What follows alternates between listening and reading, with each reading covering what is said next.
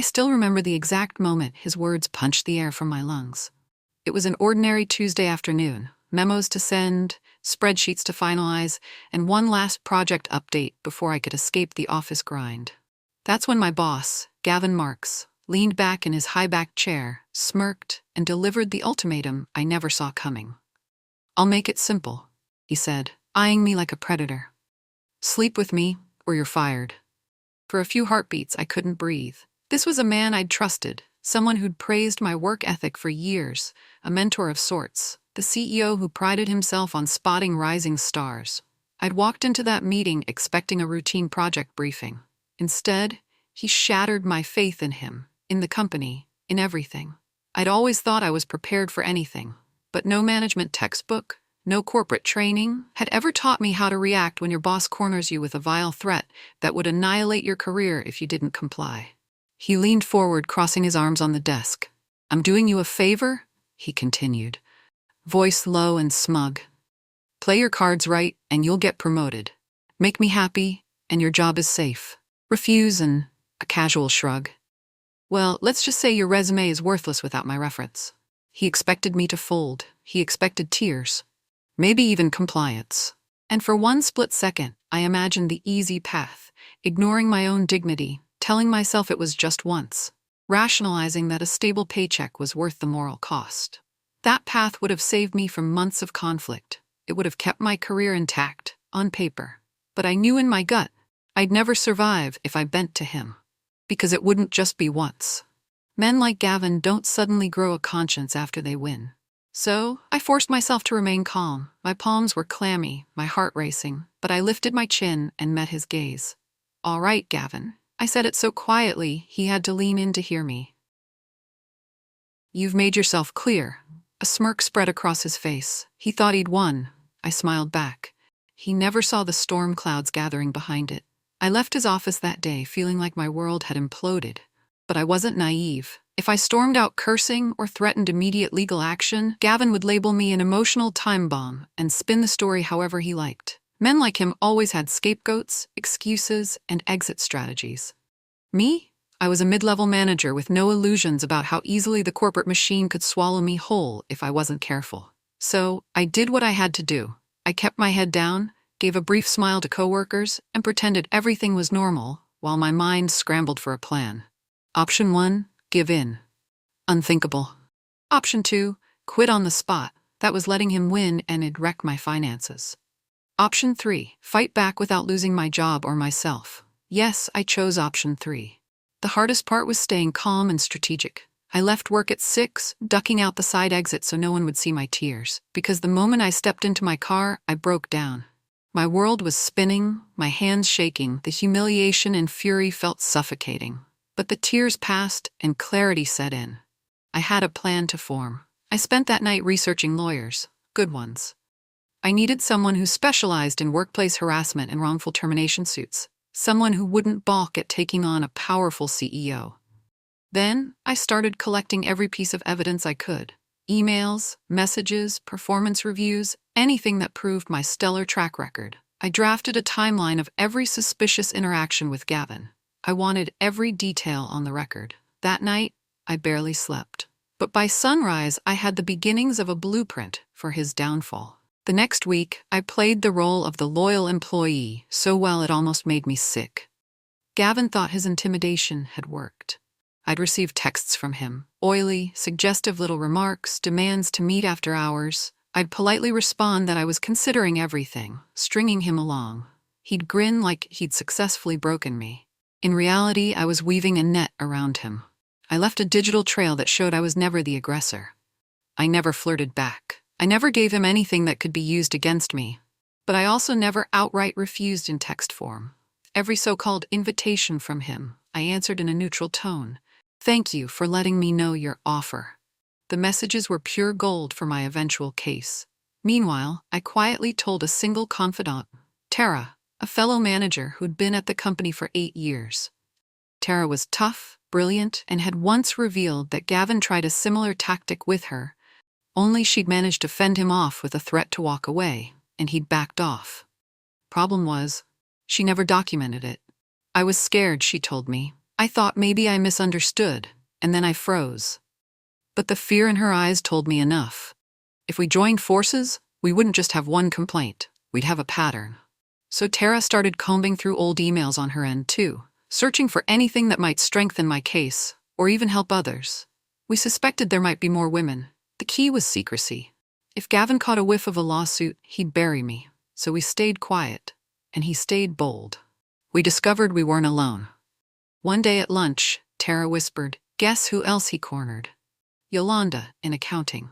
Yolanda was painfully shy, easily overlooked. She'd been at the company for 3 years, never rocking the boat, rarely speaking in meetings. But after a few gentle conversations, she tearfully admitted Gavin had propositioned her and threatened to fire her husband, who also worked in a related branch, if she didn't comply.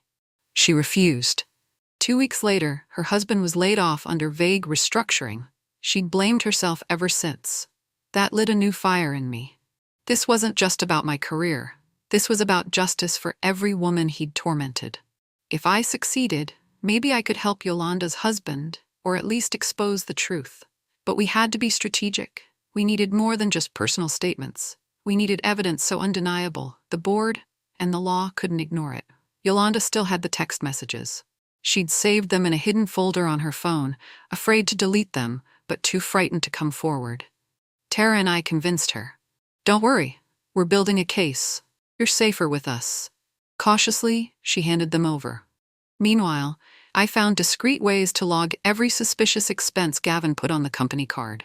Hundreds at fancy bars, questionable charges at boutique hotels supposedly for client entertainment. I knew it was hush money for his personal affairs, or it was used to impress potential targets. If I could tie those charges to specific incidents, we'd be unstoppable. A month passed. Gavin grew increasingly impatient, and that was my window of opportunity. One afternoon, he summoned me to his office, again. My heart pounded as I walked in, my phone secretly set to record audio. He closed the door. "I've been patient," he hissed, his voice turning cold.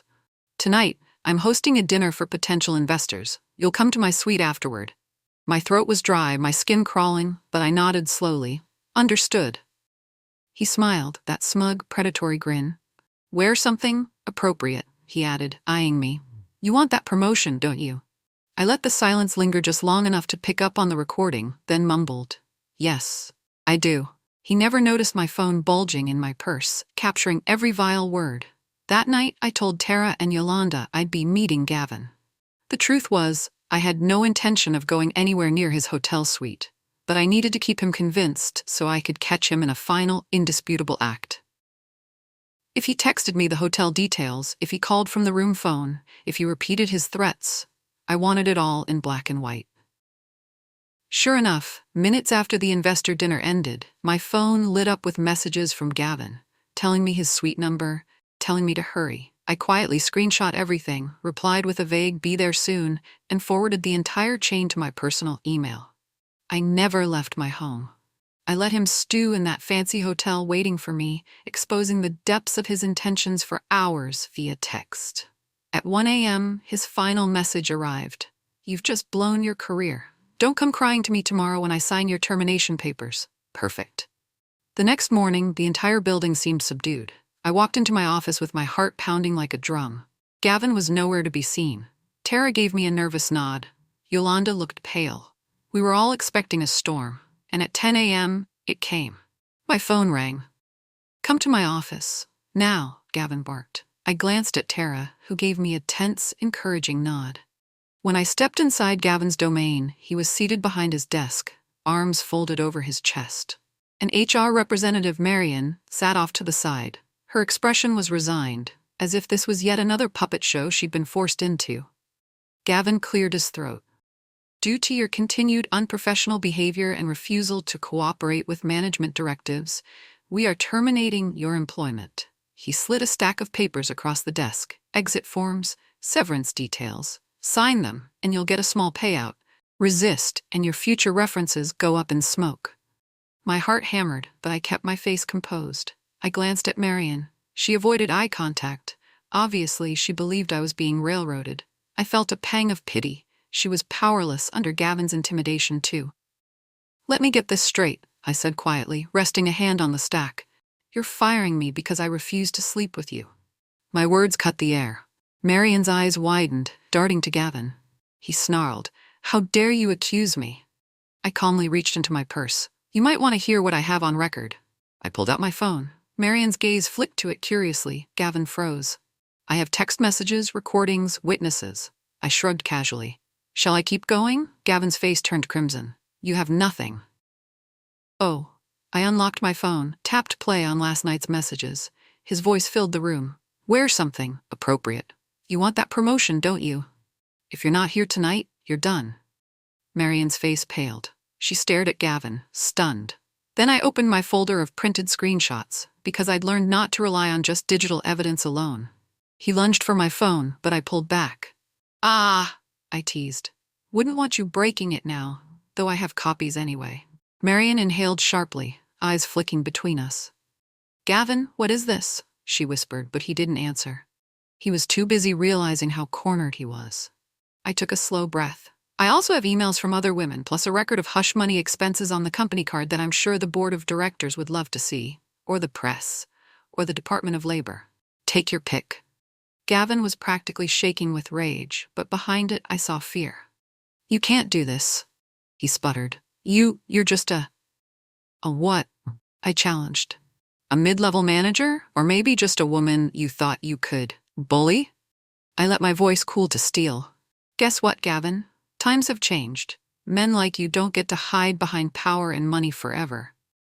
He tried to speak, but no words came out.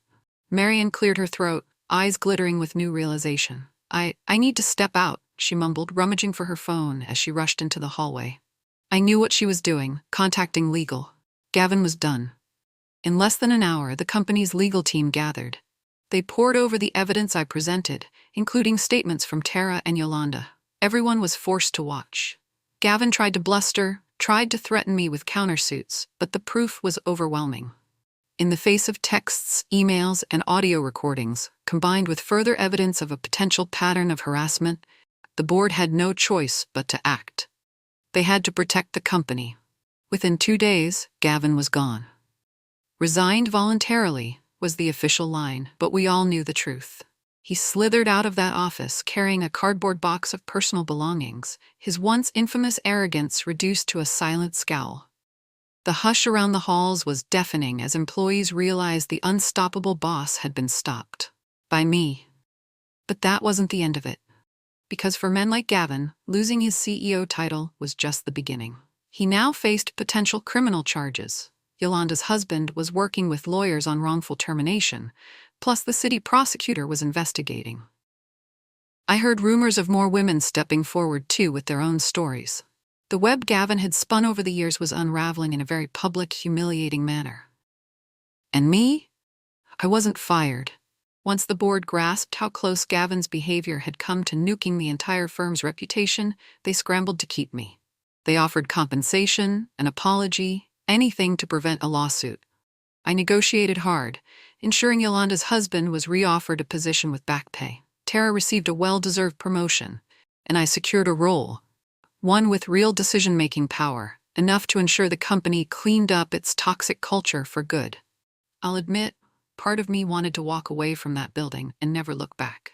But I devoted years of my life to my career, and I believed the firm could be better once we exorcised the rot. Seeing Gavin removed felt like poetic justice. So I stayed, but on my terms, at a much higher pay grade, with direct lines to the board should any other Gavin ever surface. 2 months later, after the dust settled, I found myself leaning on a balcony overlooking the city skyline, thinking of the day Gavin had tried to corner me.